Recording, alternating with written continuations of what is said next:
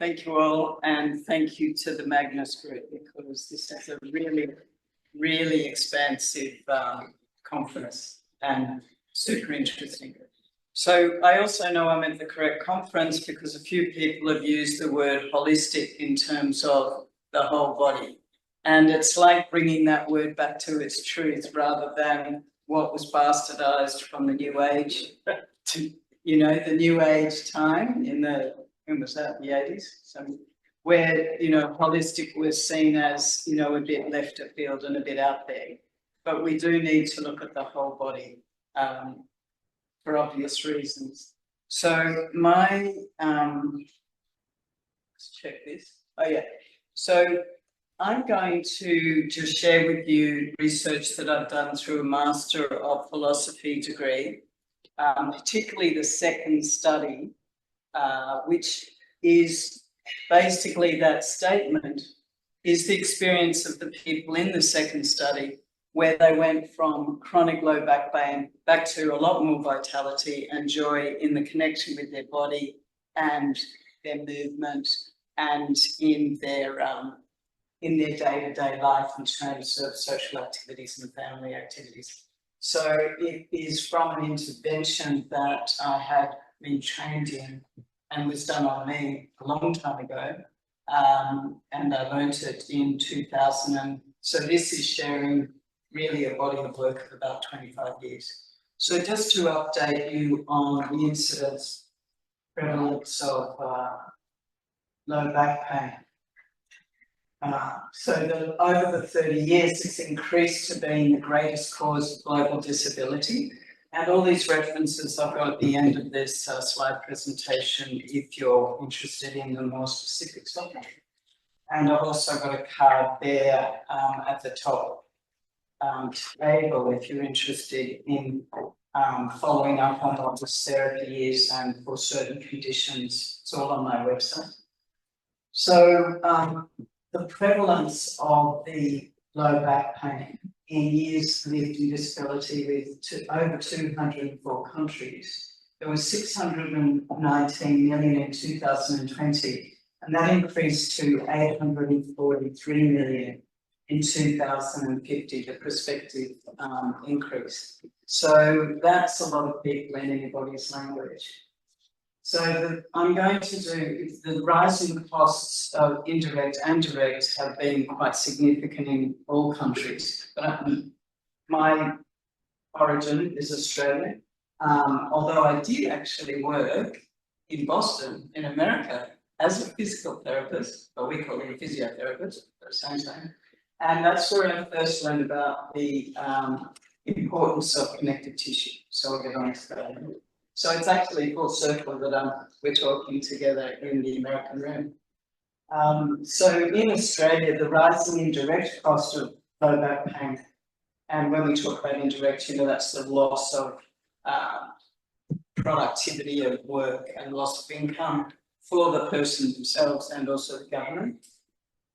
So we've had 2,931 million less annual income in 2015. And the systematic reviews and the perspective is that that will increase by 4,660 million by 2030. So that's only 5 years away. So that's a 60% increase. Right? So that's a loss of income for the person. They're predicting that it's about $380 a week less, and that the payment for the government on welfare by 2030 is going to be a 17% increase. So with only 54% of the population actually earning, and we're only 27 million people, that's a very big cost burden. So in reading all the different articles and research on chronic low back pain and its causes and intervention, there was a phrase now, and you've probably all heard it, the biopsychosocial condition. I think 10, 15 years ago, it was just called complex chronic pain condition. So in our research, we came really to call it a multi-layered condition, and I'll get on to that in a minute. So the research on the causes of chronic low back pain, where they looked at X-rays, CAT scans, MRI scans, they were classically looking at the facet joints in the lumbar spine, the discs, the nerves. The MRI scan would show maybe a bit of inflamed tissue, yeah, but no one was talking specifically about connective tissue. So they came upon the summation that 80% of people with chronic low back pain are now classified as non-specific low back pain. And I would ask, are we missing a key possible causal tissue? So there are many interventions that have been trialled with chronic low back pain and with not much success. And a lot of the measurements and outcomes were on pain and function, but they didn't look at the emotional well-being of the people, yeah, the mental health. They didn't look at their ability to work. They didn't look at their ability to socialise, to be active with their family activities. And Hush et al. In 2009 interviewed 36 people, and they asked them, were the surveys and the research on their pain and their condition, did it really show the full impact of the condition on their lives? And they said no, because most of the time they were just asked about the pain levels and their functionality, their movements, but it didn't talk about, like pain episodes, the behaviour of the pain over weeks or months, and also about their ability to work or their mental health. So there was, with a lot of the articles and research I've read for this degree and writing the thesis, the summary is that there is no cure for chronic low back pain. So the standard is that they're just treating to manage it, yeah, and prevent the symptoms getting worse. So nothing about recovery. So there's been organisations with specialists in the area over the Americas and Europe and also UK. And they've come together and they've constructed clinical practice guidelines. Have you all heard of those? Yeah. Yeah. So the clinical practice guidelines for chronic low back pain, and they actually have differences between the continents, right? So that's interesting in itself as to the strength of the foundation. But what they're saying is that the people with chronic low back pain, when they seek medical attention, allied medical, that they should be given education, they should be given maybe spinal mobilization or manipulation, maybe acupuncture, and some psychological or counselling input, but definitely guided exercise. But again, just remember, this is just to manage the condition. So I want to just bring to you maybe a little bit about connective tissue that maybe you aren't aware of. Years ago, it was seen as a fairly inert tissue, and it was just the white stuff that, covered muscles. But connective tissue is so much more than that. Connective tissue is actually throughout your whole body. It doesn't begin or end, but it's through the whole body. It's very connecting, hence the name. And there are some people who are studying connective tissue over the last 15 or 20 years, and they're talking about the connective tissue system in our body as a meta-communicating system. Yeah. So it actually, the properties of connective tissue are, by its beautiful design, it is fluid as well. It's not just the big stuff that covers, say, the lower back, the sacrum area. There's very delicate connective tissue that supports the lymph nodes in the body. It's not just the thick tendons or the ligaments. There's connective tissue in our organs. There's connective tissue. Actually, there's even fibers in our cells that support the structure of the cell. Yeah. So it also distributes biochemicals, it distributes white blood cells, so it's known medically to actually be supportive of our immune system. Yeah. So it has quite a lot of roles. We tend to, in our physiology education, to just talk about the connective tissue in the musculoskeletal system, but it has a lot to do with supporting our body system. So therefore, it has a role in how well we are, how vital we are.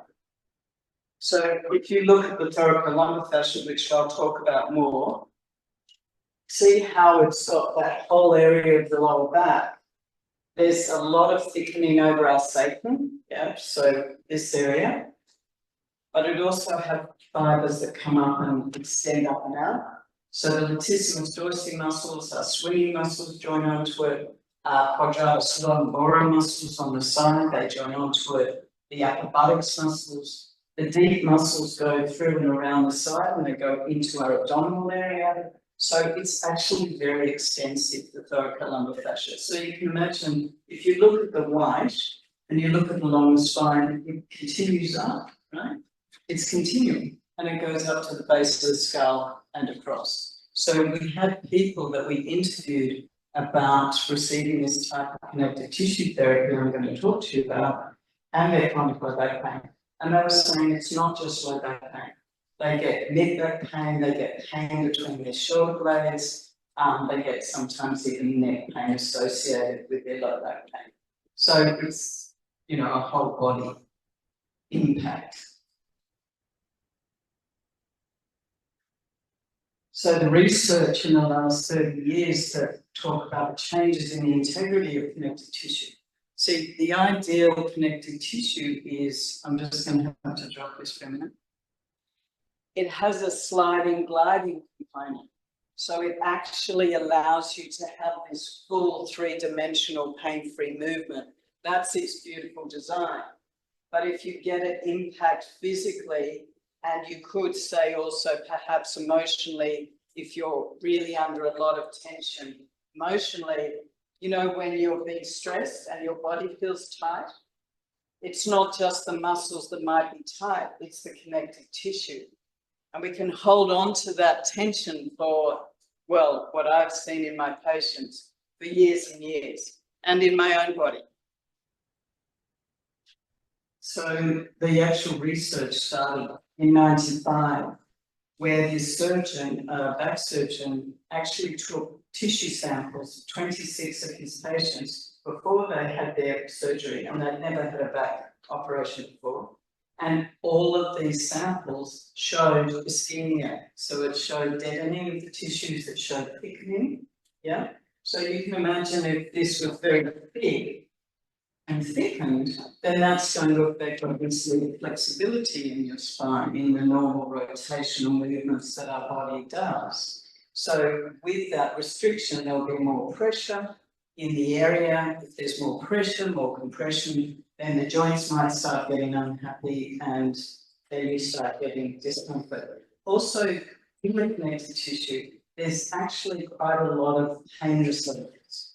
There's touch receptors and there's temperature receptors. So it's actually far more sensitive tissue than we've first given it credit for.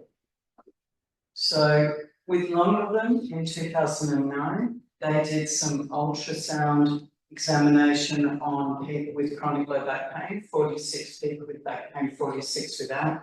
They found, and it was the standard across the mid-lower back, the L3 area, and they found that there was 25% increased thickening of this tissue with people with chronic low back pain. And also Perietal then did further work similar. They did ultrasound examinations on the vertical axis and the horizontal axis of this thoracolumbar fascia tissue, and they found that there was significant thickening in both axes. So that means that they actually coined a phrase at the end of their research saying that it was like a frozen back. Yeah? So you've heard of frozen shoulder? Well, that's when the connective tissue around the shoulder joint adheses and thickens and gets stuck. Well, there's that potentially in the thoracolumbar fascia, which is going to restrict your movement significantly. So just in terms of this connective tissue therapy, I'm going to introduce you to, it's called Esoteric Connective Tissue Therapy, and that's the connective tissue therapy that I had done on me years ago in 2000, when I found the practitioner who had developed this therapy, and I met him through a physiotherapy friend of mine. Now, I had a right pelvic sacroiliac joint problem that was actually quite chronic and quite significant, with referred pain down my leg. I'd had that for 15 years. I tried all sorts of manual therapies for it. And then I went to this fellow and we had many talks about the natural healing mechanism of the body. And he had an amazing sense of the connective tissue, and he worked with high-end athletes. So anyway, I started having treatments with him.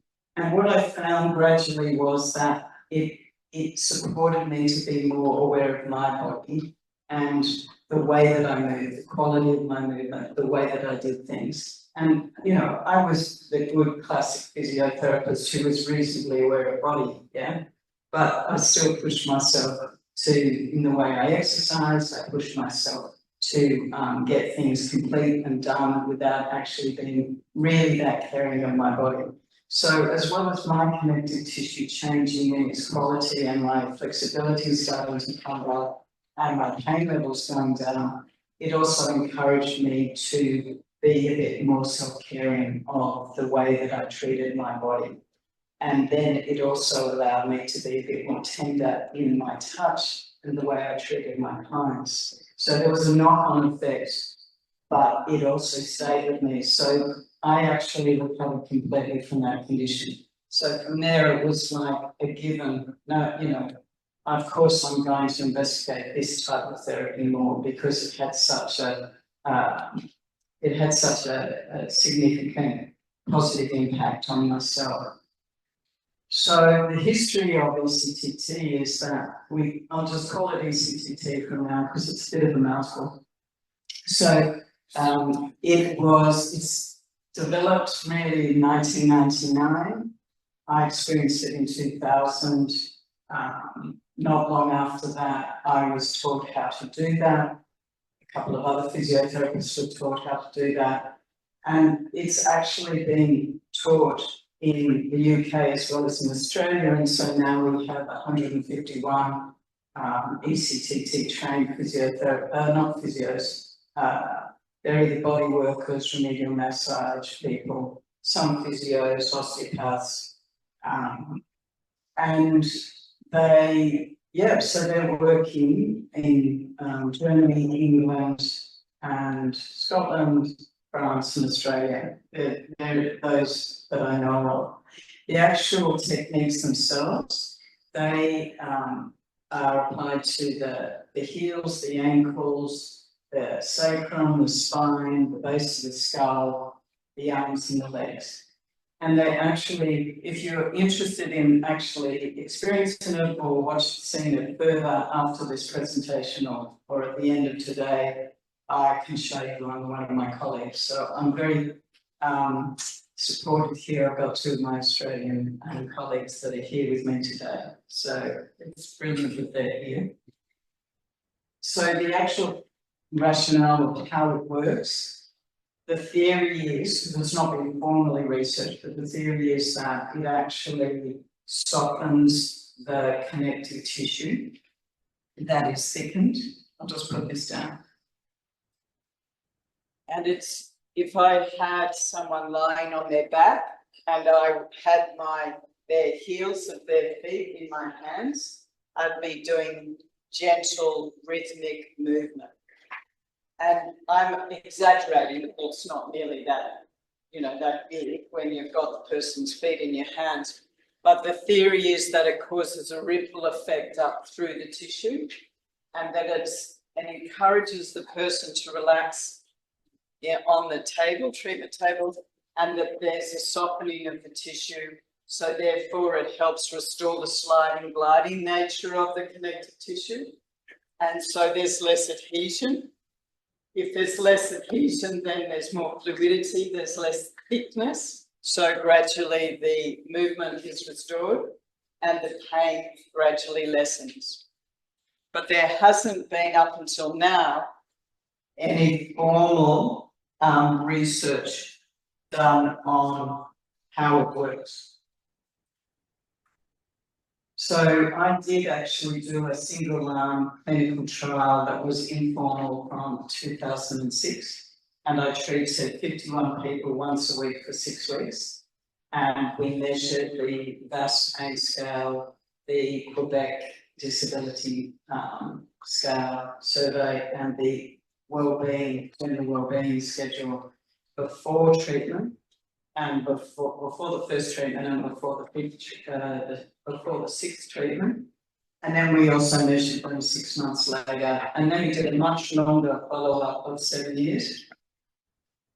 And there was an overall positive results in all things measured, particularly in the 6 months. There was an average reduction of pain from 5 out of 10 on the numerical scale to 2 out of 10.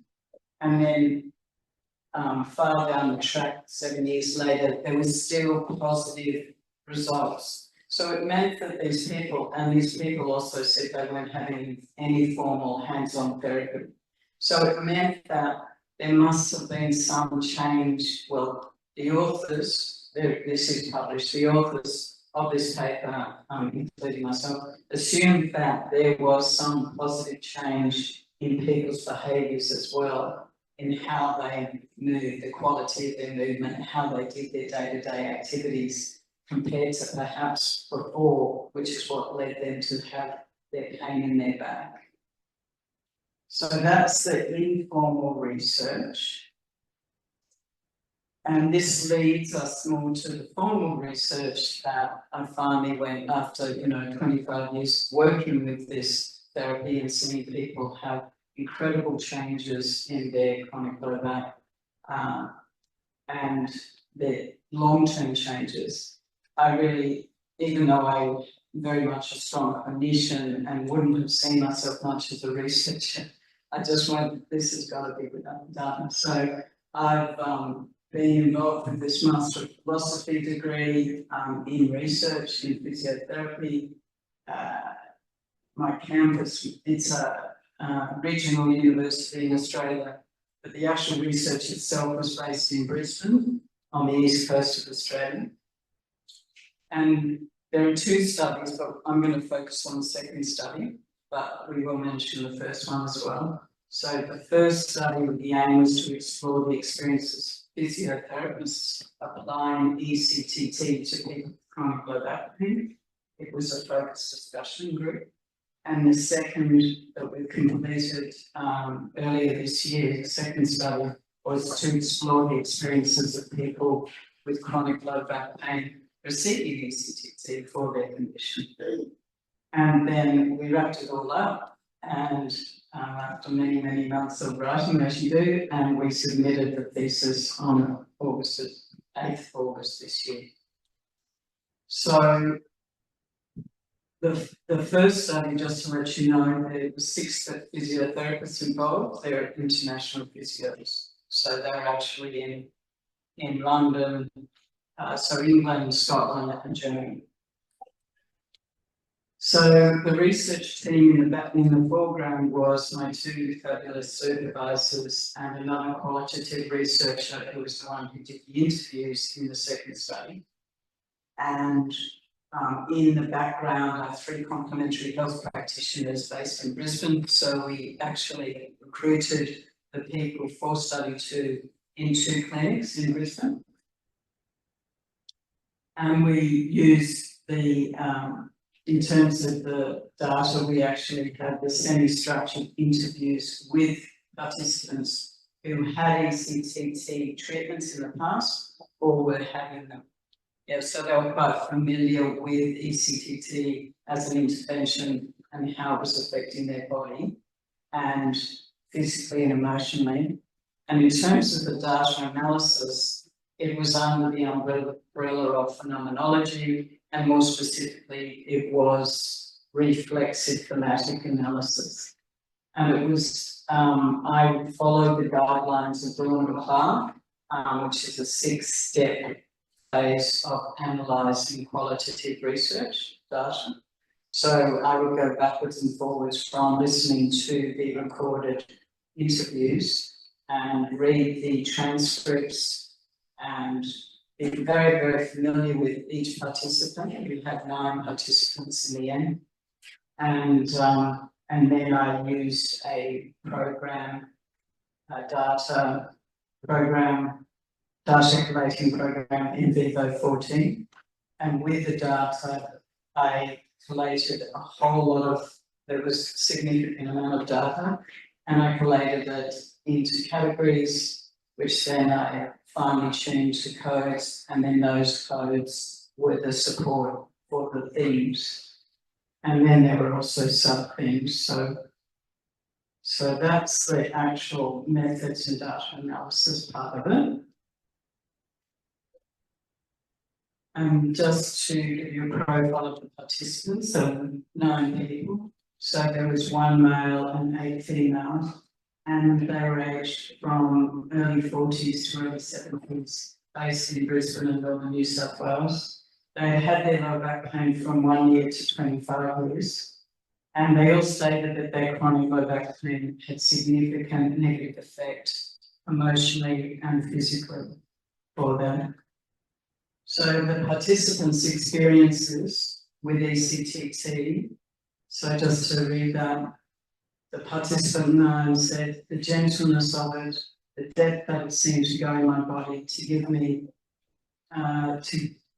that it seemed to go in my body. To me, it really integrates the whole spine very much for more relaxed movements. And participant 1 said, that's right, that she had been walking around like a tin man, and she then, with the treatment, she gradually got the spring back in her step, and she even started enjoying her body again. They were all also talking about they had more vitality after many treatments.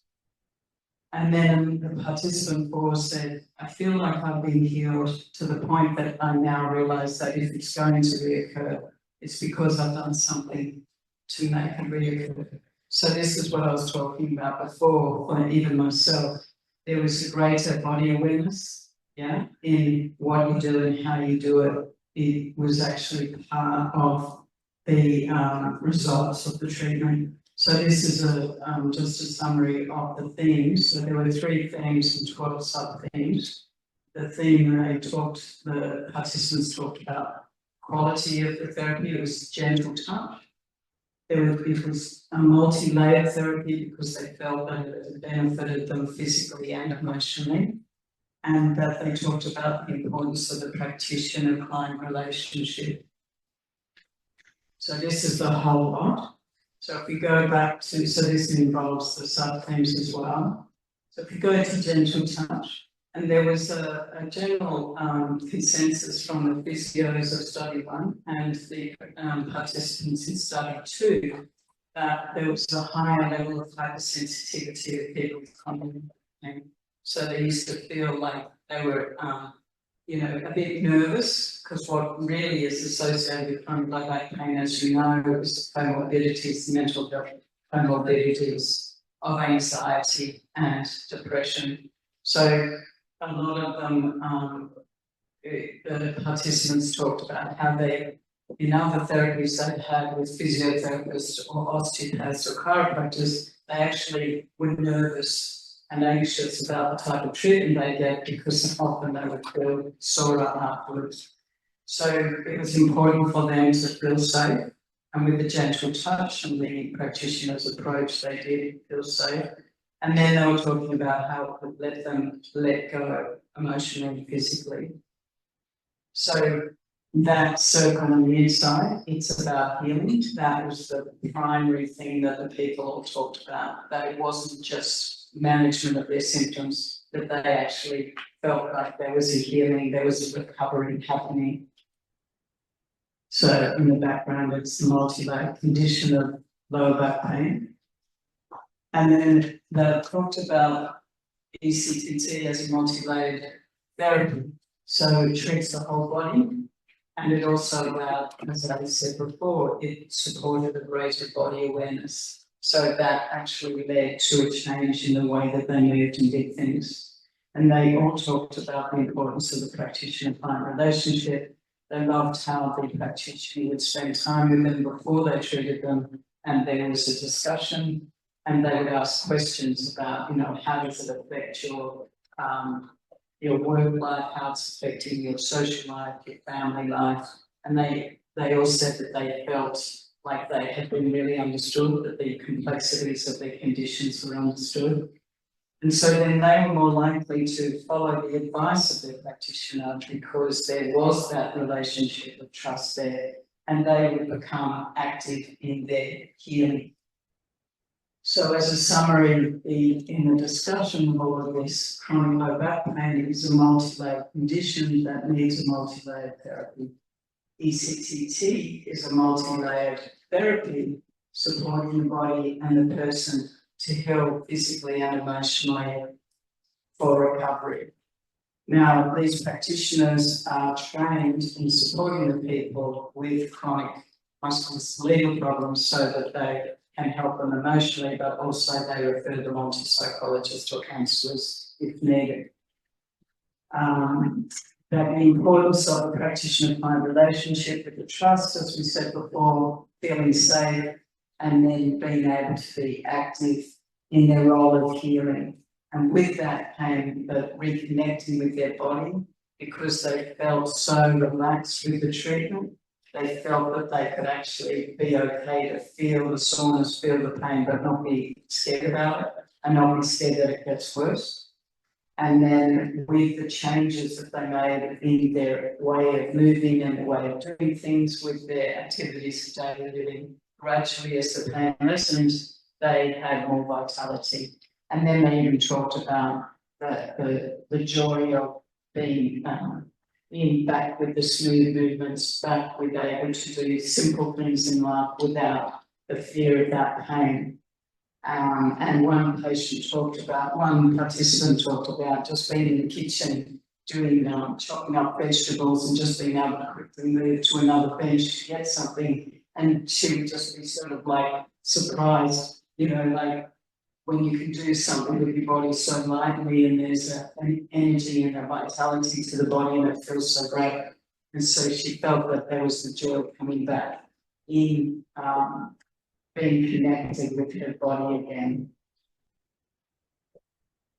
So the conclusion and future research. So this is the first real foundation of formal qualitative research in the positive long-term effects of ECTT on the physical and emotional health of people with chronic low back pain.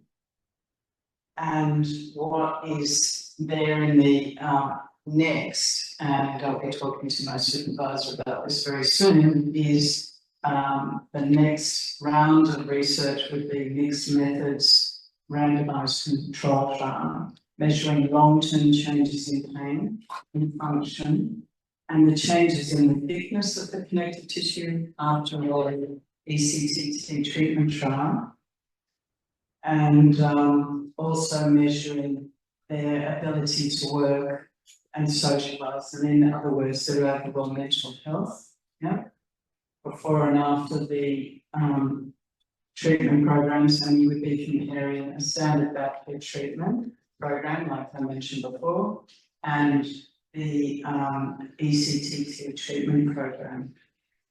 And that's the whole story so far as we have it of ECTT, a relatively new manual therapy and a chronic low back pain condition. And I just want to say thank you to so many people who have supported me to be here, to be able to share it with you all. And again, to my colleagues who are here with us today. Thank you.